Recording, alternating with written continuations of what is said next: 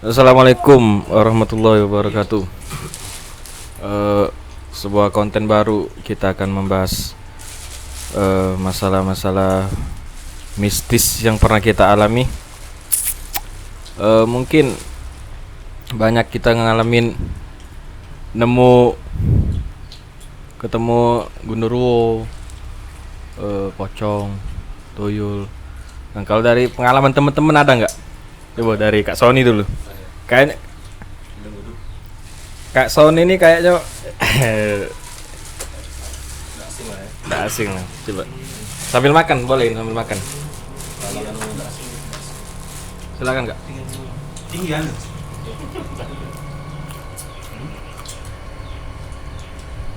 Jadi kita pengalaman mistik yang pernah saya alami cukup banyak.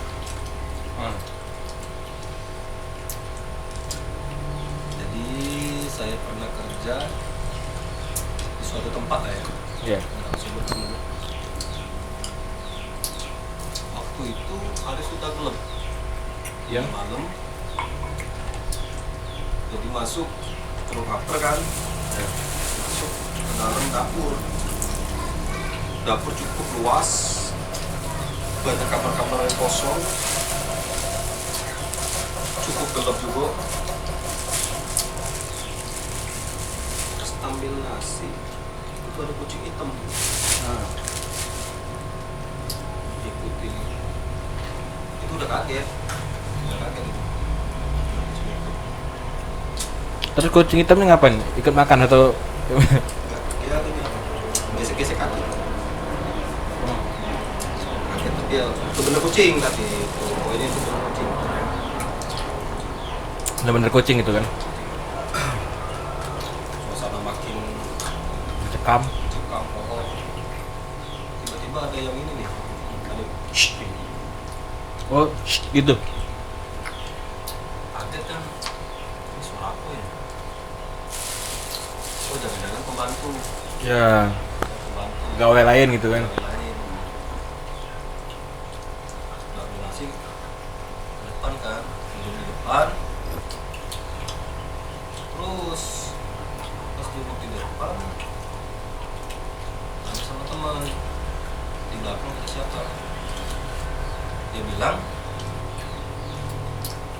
sudah nggak ada orang, sudah pada pulang. Termasuk bibi-bibi di belakang udah pada pulang. Oh, udah nggak ada orang itu. Nggak ada orang. Itu yang berapa kali?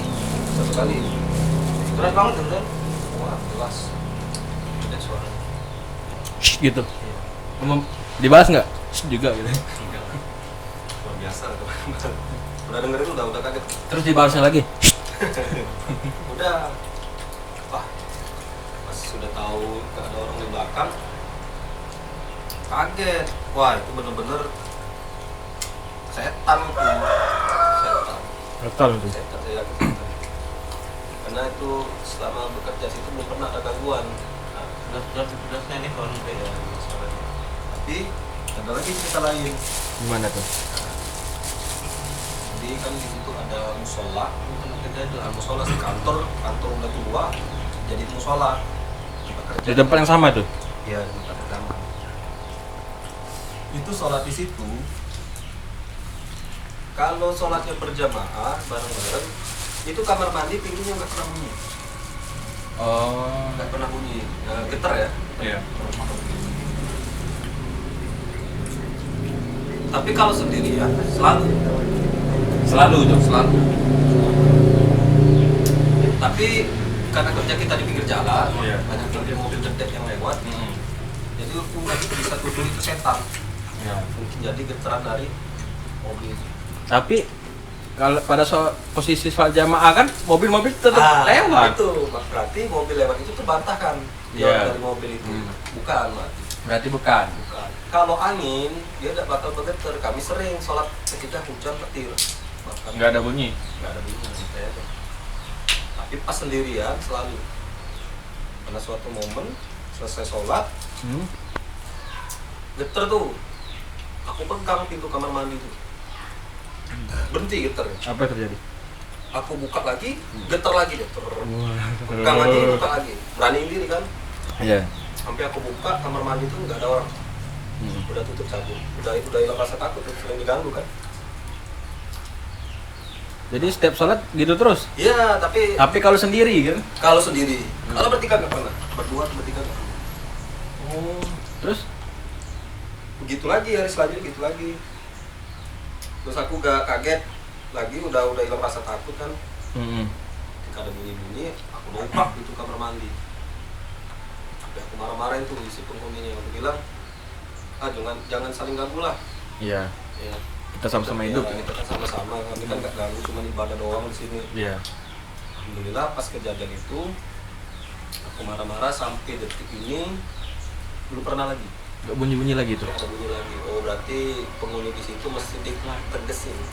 Mungkin butuh ditegur juga bahwa Tegur.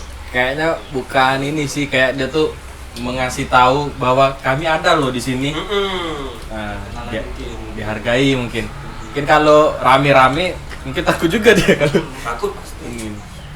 jadi dia nunggu sendiri. Iya nunggu sendiri. Tapi temenku ada juga kejadian mistik dan temen ini di sini juga kan. Malam-malam mau ambil kasur di kantor yang jadi musola. Iya.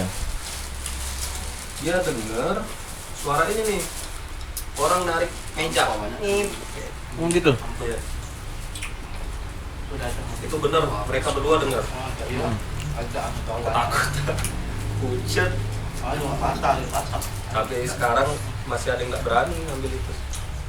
Ke belakang. Ngambil kasur. Di situ emang sering kejadian kayak ganjil gitu. Ada banyak. Kalau dari teman-teman yang ini sering lah ada gangguan fantasi, mungkin fantasi dari hal lain. Bagi yang kuat mereka berani, bagi yang takut juga. Gitu. Udah kalah pasti. Gak tahu historisnya apa itu ya tempat itu dulu. Nggak ada cerita tuh tempat apa gitu. Nggak ada. Ada juga saya dulu mengalami hal gaib di dalam masjid terlepas dari tempat kerja nih. Oh iya, tempat lain ini. Ya tempat lain di masjid. Mungkin dulu kan kita tuh hobi tuh tidur di masjid tuh. Oh iya, Nah, hobi tuh tidur di masjid. Malam jam 12 mungkin. Iya. Jam 12 malam. Mau ngidupin rokok tapi korek ketinggal di lantai 2. Di lantai 2 dulu. Sudah nggak ada yang mau ambil korek. Takut lah. mungkin? Iya, takut. Jadi aku naik ke atas. Dan diri Saya berani sendiri naik di atas. Jadi di atas tuh tangga, ya kan? Ada tiang. Tuh gelap tuh atas tuh, lampunya nggak dihidupin. Itu lihat kayak orang lagi nunduk gitu. Orang lagi nunduk. Hitam muter ke tangga. Muterin. Iya, muter. Oh, muter. Muter tiang. Setan. Iya. Nggak goyang gitu ya kan. Aku tenangin diri di atas, nggak langsung lari ke bawah. Hidupi lampu, ambil korek langsung turun ke bawah. Terus apa yang terjadi? Kebayang aja terjadi gitu. Lihat itu nggak langsung kaget, langsung turun, itu jelas itu lihat bayang itu muterin tiang itu. Jelas banget itu kan? Jelas. Kayak ada sosok nggak? Apa hitam aja? Besar gitu. Enggak sih, dia kayak apa?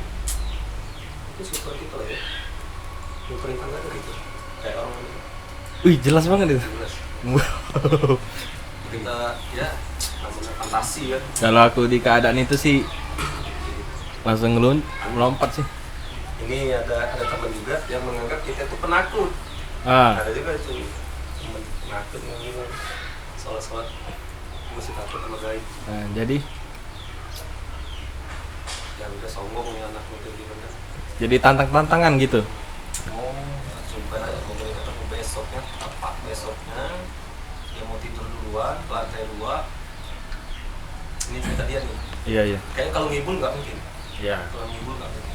Kalau ngibul pun ya dosa gitu. Terus dia lihat tuh, jadi di luar di lantai 2 itu kan ada lantai lebih tuh. Di luarnya itu kan teras lah kalau Iya, teras. Balkon gitu. Dia bayangan putih itu lari kayak terbang. Cepet banget. Iya, cepet banget. Kalau dia beda sama aku. Kalau aku masih tahan. Oh dia sudah langsung lari ngikutin. Takutan. Cemen itu. Iya. Gaya-gayaan dia mah. Itu mungkin kan dia nggak ngerasain tuh lihat kayak itu. Saya nilai aja gitu kan. Pas lihat pucet. Kayaknya di Kak Sony ini banyak cerita-cerita ini. Kita sebelum ini kita pindah ke narasumber lain kan. Kalau untuk jadi pernah nggak ngalamin kayak gitu? Gaib, hal-hal gaib, hal-hal di luar nalar, hal-hal yang kayaknya nggak mungkin tapi kok bisa di sini Bel ada apa? Di sini Bel. Ayo. Kayaknya nggak mungkin tapi kok terjadi gitu, pernah nggak? Gimana tuh? Boleh share ke kita? Cerita lama tapi. Iya, cerita lama. Pengalaman masih di pondok pesantren mungkin ada. Oh iya. Iya. Jadi awal ceritanya waktu tahun 2012 itu baru pertama kali masuk pondok pesantren. Baru pertama kali masuk pondok pesantren kan masih kecil tuh. Baru tamat SD, baru umur 12 tahun mungkin ya. Masih umur 12 tahun. Masih takut-takutnya lah ya. Jadi banyak nangisnya, banyak sedihnya karena jauh dari orang tua. Mana rumah itu jauh dari pondok. Jadi setiap malam jam 1, jam 2 itu pasti bangun. Setiap bangun pasti mendengar suara-suara yang nggak harus didengar. Gimana suaranya? Nggak masuk akal ya? Nggak masuk akal suaranya tuh, kayak suara-suara sepur. Padahal ya nggak ada sepur, jauh dari stasiun. Jauh banget, jaraknya 2 jaman. Jauh itu 2 jam. Iya, jadi di luar nalar lah kalau kedengar dari kuping kan. Giliran juga nggak? Karena ada suara sepur kan? Ya. Ada suara cangcimen ada. Nggak ada. Kalau suara-suara manusia itu nggak ada. Sepur tuh apa-apaan? Kereta api. Terus? Jadi saya bangunin teman saya yang satunya nih waktu tidur di kamar. Ya karena cuma punya teman satu orang tuh ya yang di kamar yang akrab karena masih baru. Terus saya bangunin, dia nggak dengar katanya. Dia malah lanjutin cerita kalau dia pernah dengar suara kuda. Kemarinnya suara kuda lagi jalan di belakang, sedangkan di pondok itu nggak ada kuda. Jadi aneh kan? Aneh sih. Jadi panjang cerita, saya ceritain lah ke pengurus saya di asrama ya pada saat itu. Jadi diceritain sama pengurus bahwasana pondok itu dulu pernah jadi tempat perjalanan sepurnya orang Belanda. Itu historisnya itu penjajahan pada saat Indonesia dijajah yang kedua kalinya. Kerajaan Belanda. Jadi udah lama banget kejadian itu.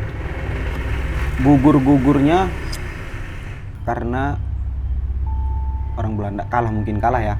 Kalah dari peperangan, mungkin dia pulang. Dari situ jalan-jalan itu tadi udah nggak pakai lagi. Jadi sekarang itu jalan-jalan itu udah jadi rawa. Jadi di pondok itu, di belakang pondok itu ada rawa yang bentuknya agak mundur kayak gini.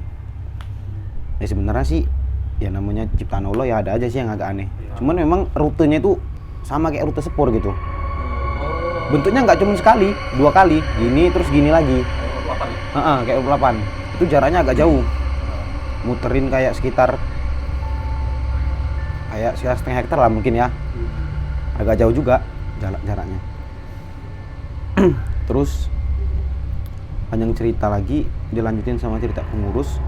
Di pondok pesantren itu kan agak tinggi tuh tempatnya tuh, pondoknya tuh agak kayak ke gunung-gunungan dikit. Tapi bukan bukit tinggi ya, agak tinggi dikit, ada dataran tinggi lah. Itu tempat itu dulu tempatnya tempat pembuangan mayat orang-orang Islam, orang-orang peperangan lah, orang-orang Islam, orang-orang Belanda. Jadi nggak ada yang beda, semua sama di situ semua. Pokoknya yang mati-mati digabungin jadi satu di situ. Kayak tempat pembantaian. Tempat pembantaian, ya. Bermasalah ya. Makanya tanah itu tadi agak tinggi. Pertamanya emang digali, cuman habis itu tanahnya ditinggiin. Iya, biar kalau agak longsor tuh tanahnya masih tetap tanah kan, nggak ketemu mayatnya. Tanah itu tapi atasnya ada bangunan atau enggak tanah aja gitu? Belum ada sama sekali dulu Gundukan ceritanya. tangan Gundukan tangan doang. Sekarang udah dibangun. Udah bangun. Jadi di setiap pinggir tanah itu yang buat orang heran pasti ada pohonnya. Itu dari zaman dulu tuh pohonnya tuh. Ngelilingin- Kalau iya ngelilingin tanah tadi. tadi. Iya. Siap. Makanya pondok itu kalau di bagian yang agak tinggi itu tadi bagian putra. Bagian putra lagi, bagian putri itu yang agak tinggi-tinggi itu tadi. Yang bagian putra udah agak kerendahan, udah agak tempat biasa, bukan tempat makan-makannya. Itu yang tinggi itu luas ya? Luas. Sepondok gitu. Satu pondok putri Oh. yang tinggi. Yang putra di bawah. Makanya kalau kita mau ngeliat yang ke putri itu jauh lah, nggak mungkin bisa. Mau naik genteng juga nggak kelihatan karena emang dataran tinggi posisinya. Jadi nggak bisa diintip. Nah, itu kan putri itu kan udah kayak tembok ya. Iya kayak udah ada pembatasan Yang putri itu kan bekas di bawahnya pemakaman kan. pemakaman. Nah, kamu pernah dengar nggak kayak di tempat putri itu kayak ada kejadian aneh kan karena dulu tempatnya di bawah itu Ya, tempat kuburan. ini kalau apa namanya kejadian saya pribadi mungkin belum pernah untuk ngeliat yang kayak gitu. Cuman untuk kejadian yang lain banyak. Jadi tahun 2012, 2013, 2014 sekitaran 3 tahun itu setiap hari pasti ada orang kesurupan. Itu putri ya, bukan putra ya. Iya. Kalau putra nggak ada. Kalau putra ya cuman ngeliat doang gitu. Cuman kalau putri pasti setiap hari ada yang kesurupan. Ini diajak ngomong nggak bisa, maunya lari. Maunya lari, ngajak pulang. Karena di situ ada daerah hutan sekilas tuh di pondok tuh. Agak jauh sih jaraknya, mungkin dari sekitar 3 kilo atau 2 kilo ya. Hutan sekilas tuh. Disitulah tempat kiai kami buang mayat arwah-arwah yang penunggu di situ. Dibuang ke situ semua roh gentayangan itu tadi. Masuk hutan larangan lah. Iya. Jadi dibuang ke situ semua. Permintaan raja setan itu tadi ya, raja jinnya tadi penunggu di situ. Itu maunya digendong satu-satu. Itu arwah maunya digendong satu-satu untuk diantar ke sana. Jadi sejarahnya, kisahnya abah kiai kami dulu itu setiap malamnya itu nggak pernah tidur cuman karena gendongin arwah tadi untuk mindahin tadi. Itu dulu ya sebelum pondoknya bangun ya. Masih pertama-tama mau dibuat pondok itu. Kisah-kisahnya kayak gitu. Makanya kalau ada santri putri yang kejadian kesurupan tiba-tiba hilang, nggak jauh-jauh lagi nyarinya. Cari aja ke hutan sekilas, pasti ada. Dan dia Berarti pas waktu kesurupan itu ada kejadian mereka memang lari ke sana. itu kejadiannya udah ada sekitaran 8 orang yang pernah lari ke sana. Padahal jauh 3 kilo itu. Iya. Jauh itu. Jauh. Cuman kalau untuk kita nih, kita yang dulunya masih suka petualangan mungkin deket lah. Iya. Jarak-jarak segitu tuh kan. Tapi capek lah. Capek lah, Siapa pasti siapa itu. sih- Siapa sih yang mau jalan 3 kilo? Capek. Jalan kaki lagi. Jalan kaki lagi. Capek pasti itu. Cuman karena asik tadi kan mungkin ya. Karena asik, karena setan. Karena setan ya. Terus Kalau yang putra nih, kalau cerita putra itu mungkin cuma dengar suara doang ya. Mungkin kalau ngelihat itu jarang lah. Karena di bagian putra itu bukan bagian yang tempat angker. Karena agak ada batas tuh pondoknya kan. Yang angker tuh yang putri. Apalagi kalau lagi liburan tuh. Suasananya kan sepi, sunyi, nggak ada kegiatan, nggak ada apa-apa. Kadang sampai pondok pesantren putra itu kedengar suara ribut. Itu pernah tuh didengar. Suara ribut di santri putri. Bukan suara ngaji ya, bukan suara ngaji, suara rebana bukan. Suara orang ribut kayak teriak-teriak, kayak main-main lari-lari. mungkin kayak aktivitas perkampungan. Nah, benar. Tapi di dalam ruangan kan ada di pondok pesantren putri itu ada bantuan dari pemerintah rusunawah tuh. Rumah susun mewah. Nah, Itu 3 tingkat tingginya. Emang untuk putri tuh santri ya. Itu kan pasti kalau kedengar suara-suara teriak itu pasti kedengar kayak dengung tuh suaranya tuh kan. Jadi kedengar dari putra itu pernah kejadian pada saat libur Idul Fitri itu kalau nggak salah. padahal nggak ada orang. Padahal nggak ada orang, udah libur semua. Kalaupun ada juga nggak bakal segede itu suaranya, Iya, benar. ributnya. Nah, Karena udah pada pulang semua, mungkin yang ada sisa paling kayak 10-20, itu pun pengurus-pengurus doang. iya. Nggak sampai segitu suaranya tuh, nggak sampai Iya. seasik itu ributnya.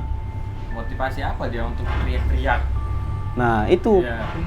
Bebas mungkin. Orang kan? mungkin mereka ngerasa kayak nggak ada yang ganggu lagi gitu ya. Iya. Tapi nggak mungkin lah nih teriak-teriak. Karena kalau menurut saya pribadi, karena di situ kegiatan ngaji, baca sholawat, mungkin mereka keganggu. Oh, Karena mendengar suara-suara yang kayak tadi kan. Iya, mungkin. Nah pada saat liburan nggak ada, dia seneng gembira. Oh si setannya. Setannya. Oh kirain si santrinya. Intinya senang pas libur pulang. Akhirnya seneng pas libur pulang. Pasti itu. Ada lagi nggak? Ada sih sebenarnya. Ini kayaknya tempat kita nih mistis juga nih. Mistis juga ini. Ada makin Ini- mencekam nih. Udah mendung, Kayak mendukung. Mendung, angin deres. Mendukung banget.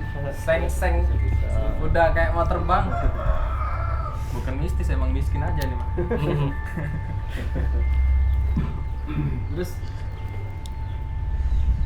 Terus Di pondok itu ada satu peninggalan dari zamannya Soekarno.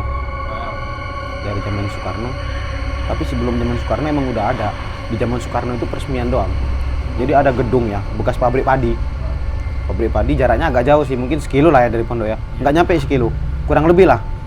Ada pabrik padi, peresmian dari Insinyur Soekarno. Tapi terciptanya pabrik tadi sebelum zaman Soekarno. oh iya, ya lama. Pabrik itu udah lama ada, tapi diresmiin sama Soekarno. Itu Dari zaman perang itu. Iya. Berbeda karena emang persawahan di sana ya. Iya. Itu sejarahnya tempat pabrik itu tadi. Kalau orang masuk di gerbang, dia pulang masih bisa. Tapi kalau udah masuk ke dalam gedungnya, dua kemungkinan. Kita pulang kita gila, kedua kita nggak pulang. Tuh. Gitu. Makanya sama Itu- abah pondok, warga desa, Pak RT, kepala desa, kecuali ke bupati ya. Iya. Kalau bupati enggak. Pak RT, kepala desa itu ngelarang banget masuk ke situ. Bahkan abah yang di pondok ngeharamin masuk situ untuk santri karena takut karena udah banyak kejadian yang kayak gitu. Banyak orang-orang yang sok-sokan tuh masuk-masuk. Oh itu kejadian hilang itu baru-baru ini berarti? Ya. Udah lama kejadian Ya ini. maksudnya tuh kayak tahun 2000-an kesini gitu. Iya, tahun 2000-an kesini. Tapi masih produksi nggak produksi lagi kan? Udah nggak lagi. Akhir produksinya kapan? Akhir produksi itu pada saat zaman SBY. Padahal belum lama banget ya. Belum lama banget sih. Tapi memang sebelum zaman SBY ditutup, itu emang udah banyak kejadian orang-orang mati di situ. Gara-gara pabrik itu tadi. Warga-warga yang kerja di situ udah banyak yang mati. Oh, dan matinya Meninggal. nggak masuk akal gitu. Meninggalnya ya karena kecelakaan kerja. Masih masuk akal sih, cuman karena kesalahan Nggak masuk lebih. akal juga sih kalau banyak yang mati karena Pas kecelakaan mungkin kalau pas kerja. kayak setahun sekali ada kecelakaan Ya. mungkin ada yang mati kan. Nah, ini setahun, kalau disetahunin mungkin bisa ratusan. Yang meninggal. Bisa ratusan yang meninggal. Jadi dalam sebulan itu pasti ada yang meninggal. Dalam satu hari itu kurang lebih 2 hari sekali atau 3 hari sekali ada yang meninggal. Hilangnya sama kan tak rekan kerja. Hilangnya sama, semuanya karena kesalahan kerja. Gara-gara mesin tuh. Gara-gara mesin, ya pasti orang mikirnya kayak gitu kan. Karena mesin. Jadi, Tutup. Ditutup. Itu berjalannya orang-orang sering meninggal mungkin sekitar 2 tahunan lah. Nggak dari dulu ya, nggak dari dulu tuh orang-orang mati. Kurang lebih sekitar 2 tahunan sering kejadian orang-orang meninggal ditutup. Jadi belum lama banget kejadian itu. Masih Ada tahun nggak yang 2000 pulang kesini. gila tuh dari situ. Mungkin ada kayak orang belasan lah, 12 orang atau 13 orang. Ada yang balik lagi tapi gila. Warga yang rumahnya di depan pondok pesantren ada satu. Dia nggak gila tapi idiot. Jadi gimana gitu?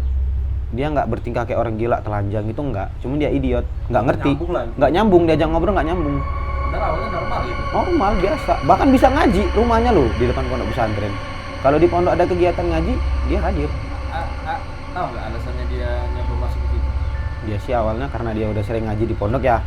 Mungkin dia ngerasa ilmu dia tadi udah tinggi. Emang orangnya agak sok-sokan dikit ya. Iya. Tapi emang orangnya punya ilmu, orangnya bisa bela diri. Ya, mungkin dia ngerasa dia udah hebat, emang orangnya punya sifat agak sombong dikit lah. Jadi dia masuk. Ya. Penasaran. Yang tahajud binima depan mata saya lihat cuma orang satu itu. Yang lainnya cuma cerita.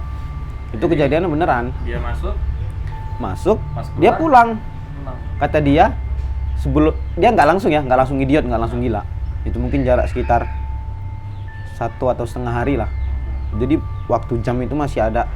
Waktu dia normal, dia cerita mau pulang itu udah aneh, ceritanya udah aneh-aneh. Dia mau keluar itu dia ngelawan orang-orang dulu. Kata dia ngomongnya ngelawan orang, padahal nggak mungkin ada orang di dalam itu. Kosong. Pasti bukan orang. Pas waktu dia dalam keadaan masih belum gila tuh Apa dia cerita? Dia sempat cerita kalau dia mau keluar dari gudang itu, mau buka gerbang itu dia harus ngelawan orang-orang dulu. Kayak seolah-olah berantem dulu ya. Iya. Berkelahi dulu tuh berantem. Baru bisa keluar ya. Dia menang karena dia emang bisa bela diri. Terus dia keluar. Sesudahnya keluar itu baru dia gila. Ketika dirawat di dokter, itu kata dokter gilanya bukan karena apa? Karena sarafnya banyak yang putus. Jadi di filosofin orang, dia gara-gara berantem tadi, pukulan dari makhluk halus tadi ya, kena saraf ya. Jadi itu yang dimaksud orang kalau keluar dia idiot. Kalau nggak idiot gila. Tak sehatnya hilang. Iya. Iya, Itu iya, filosofi warga ya, orang situ ya. Iya, jadi Mungkin terus dia kan tuh dapat para warga pas denger apa? Orang itu keluar dan masuk tempat itu. Gimana? Lainnya apa tanggapan para warga? Pas dia keluar cerita kayak gitu. Ya sebagian warga ada yang percaya. Hmm. Rata-rata kalau warga situ pasti Percaya percaya. Karena kejadian itu sudah di depan mata. Iya. Ngelihat semua. mungkin gini, kayak mungkin di dalam itu tuh kayak ada apa tuh tentara atau segala macam Mungkin. perang ya. Ya karena dari Jadi- zaman dulu ya. Yang nggak bisa ngelawan ya mati gitu kan. Mati. Nah. Mati dan nggak ada orang yang bisa ngambil gitu loh. Tapi yang nggak bisa ngelawan, yang bisa ngelawan Pulang Pulang. pulang Menang. tapi dalam penuh keadaan yang luka nggak gitu. sehat ya. Nah. Terus Dan di situ nggak pernah ada ustadz kiai yang masuk. yang Oh segitunya ya. Jadi kalau seumpamanya ada ustadz kiai yang masuk, ulama-ulama tinggi itu, mungkin kita agak ringan lah ya. Kalau ada kisah dari ulama, ini orang-orang biasa semua sih kisahnya. Jadi kita percaya kalau itu emang ada gitu loh. Kecuali emang ada ulama yang pulang sehat walafiat, mungkin memang dari makomnya tadi ya, jaga bener tuh. Itu salah satu Sampai kisah sekarang warga masih itu. tutup. Sampai sekarang masih tutup. Sekarang malah udah dipasang apa terpal. Terpal. Jadi bisa masuk cuman di gerbangnya doang. Itu posisinya halamannya luas, gudangnya di tengah-tengah. Kita bisa masuk semua orang ke gerbang itu. Oh, tapi Tapi nggak bisa masuk ke gudang. Ada satu pintu yang bisa untuk masuk.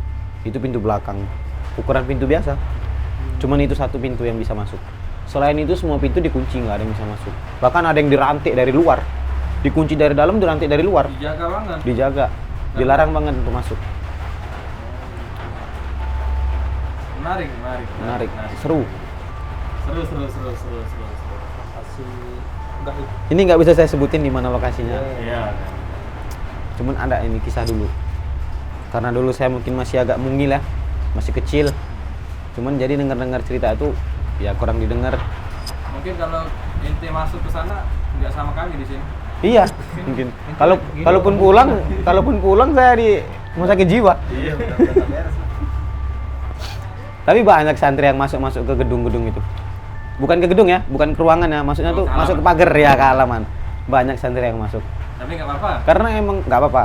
Karena emang di situ ada pohon jambu. Tahu jambu air yang kecil-kecil warna merah kecil-kecil itu? Di situ tumbuh subur jambu itu tadi. Jadi kalau bukan santri yang ngambilin, nggak ada lagi yang ngambilin. Cuman santri yang mau ngambilin. Tahu sendiri ya, namanya santri ya. Iya. Mungkin ya sedikit kepepet. kepepet. Laper ya, nggak ada uang. Kiriman belum datang. Nah, jadi nekat ya ngambil. Sikat aja lah. Yang pasti mereka nggak berani ngambil selagi itu ada orangnya. Karena di situ emang yakin nggak ada orangnya lagi yang punya kan. Itu gedung kan nggak ada yang tahu siapa yang punya itu sekarang. Jadi berani itu santri ngambil. Kalau misalnya itu kebun ada yang punya dan kita tahu yang punya, enggaknya nggak berani ngambil. Ya, minta lah. Minta ya pasti ya. Ada lagi nggak? Sebenarnya ada sih, cuman nggak terlalu mistis bagi saya. Kayak kedengar-dengar suara di hutan sekilas tadi, suara gajah. Hutan itu nggak gede, tapi ada suara gajah, ada suara monyet. Sedangkan monyet itu nggak ada. Monyet nggak ada. Saya pernah masuk, cuman mau ngambil durian karena di situ ada pohon durian banyak. Mungkin ente kali. Wah, Mungkin temannya mungkin. Biar kayak monyet. Mungkin sudah. mungkin cukup ya. Jadi kita lanjut episode berikutnya. Cerita mistis-mistis ini semoga ya menghibur aja.